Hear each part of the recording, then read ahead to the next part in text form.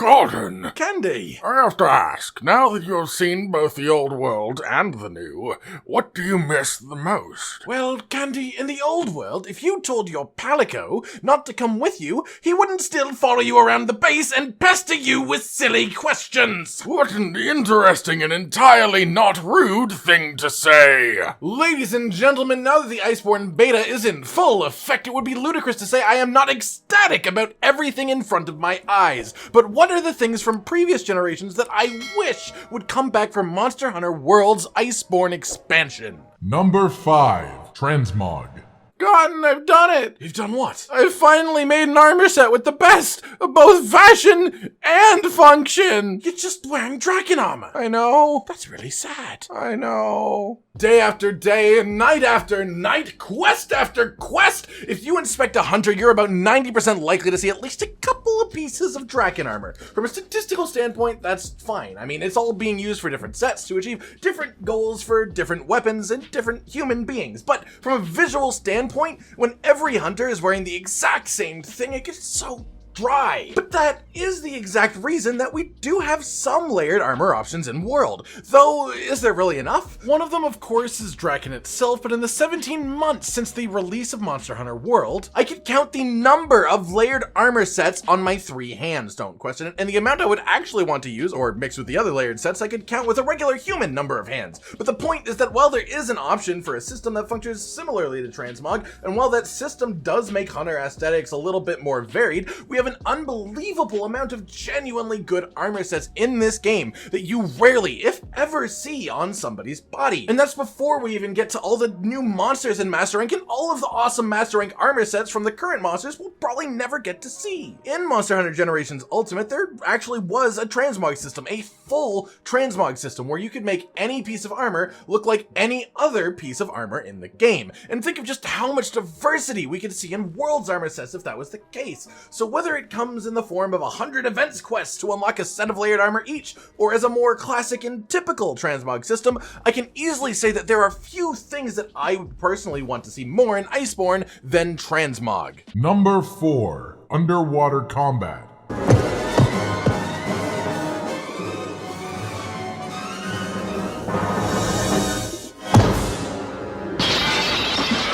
This one is a little bit odd for me, as I've never actually played a 3rd generation Monster Hunter game myself, but I have, since the very first moment that I heard about it, been absolutely enamored with the idea of underwater combat. In the 3rd generation, it was a massive part of the Monster Hunter experience, and while it may have been clunky in some areas, it still was a genuinely good idea, at least at its core. And even if you have tried the old underwater combat and didn't like it, why does that mean it has to stay gone? Or that it can't change?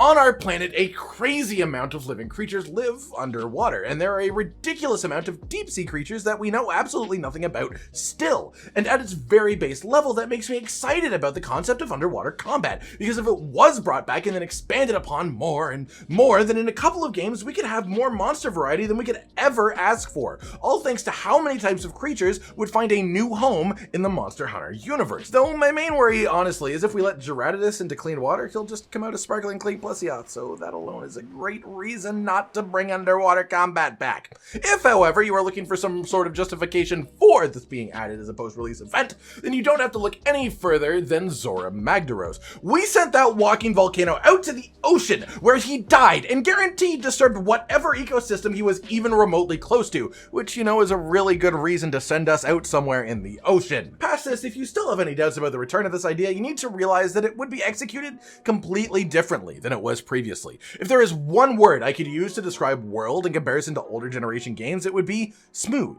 Silky smooth? I said one word, Nursilla, not 2! So with that consideration, it would be reasonable to assume that underwater combat brought to the new world would be significantly less chunky than it was before. Just consider how many avenues of movement that we have in Monster Hunter World, with wall jumps, slides, wedge beetles, and now things like the clutch claw. If Capcom put the same kind of effort under the sea, then the sky is the limit, literally, because the sky isn't underwater. I think the ideal situation for underwater combat is actually a follow-up expansion, something devoted entirely to the new fighting and the new areas, and something that could be filled with monsters designed to be fought underwater. But that doesn't mean I would be anything other than ecstatic to dive right into the deep blue in Iceborne right now, given the option. Number 3. Sword and Shield Oils. Start rubbing the Oil. in a circular motion all over the Sword. even on the sides of the Hilt. just to get shine everywhere. Make sure it's Affinity oil. you use. You don't want to be using Destroyer oil. as it can Suck. The sword and shield, surprisingly enough, was at one time one of my favorite weapons.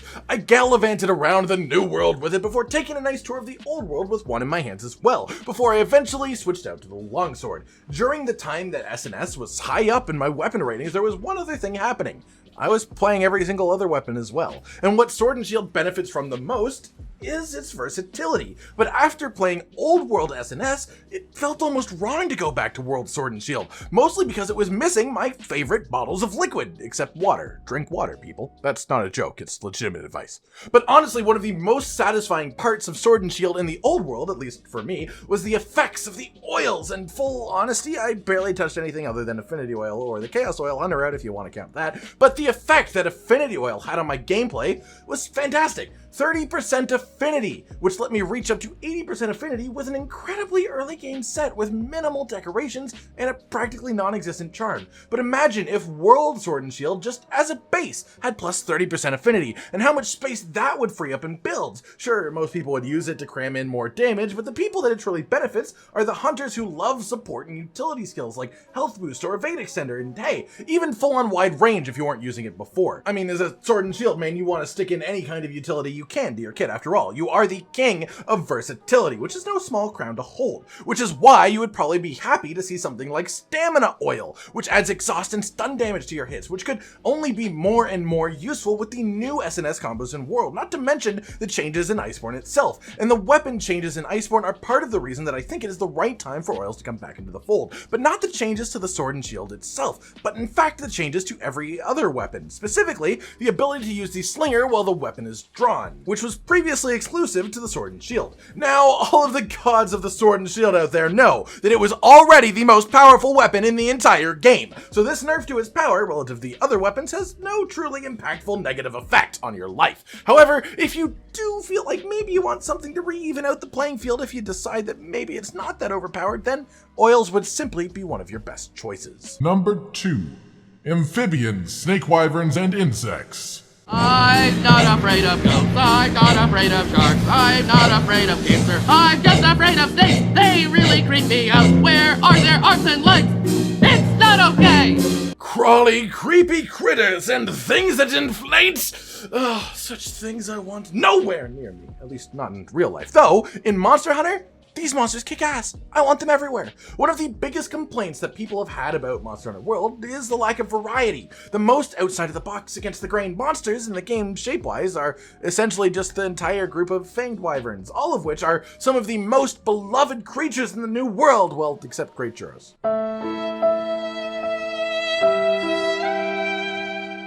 But with the rate of popularity being so high among the monsters with the skeleton, you have to start wondering just how much of it does come down to the shape itself. Is the shape just interesting to players, or maybe even the shape allowed the developers to try out new things creatively that wouldn't have hit with other shapes?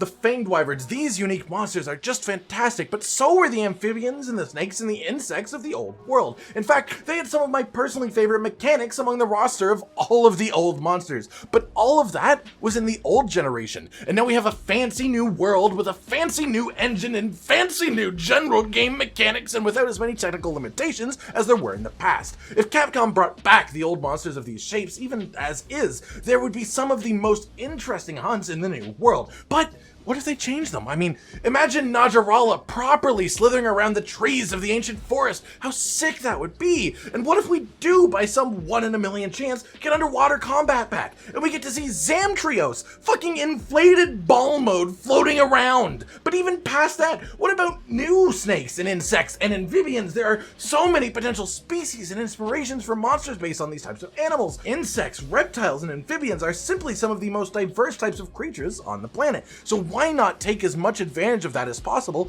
and give us some crazy fancy dung beetle drome? Okay, maybe not a dung beetle drome, but there are a ton of options out there. Sure, when I made this section, what I meant in general was I'd like more monster variety. I would be happy with anything different than what we've seen so far, really, but these 3 monster types in particular are a direction that Capcom could go with that I personally would enjoy the most. Number 1. Prowler.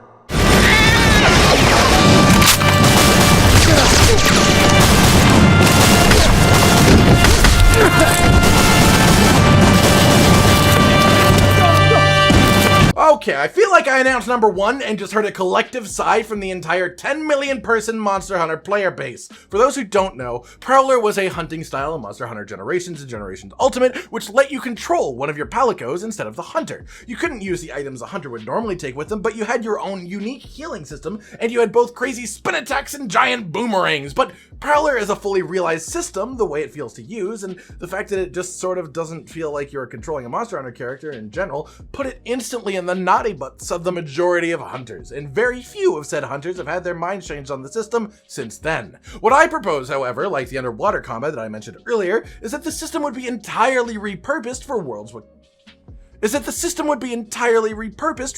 mechanics, with only the base idea of it remaining to call the system Prowler.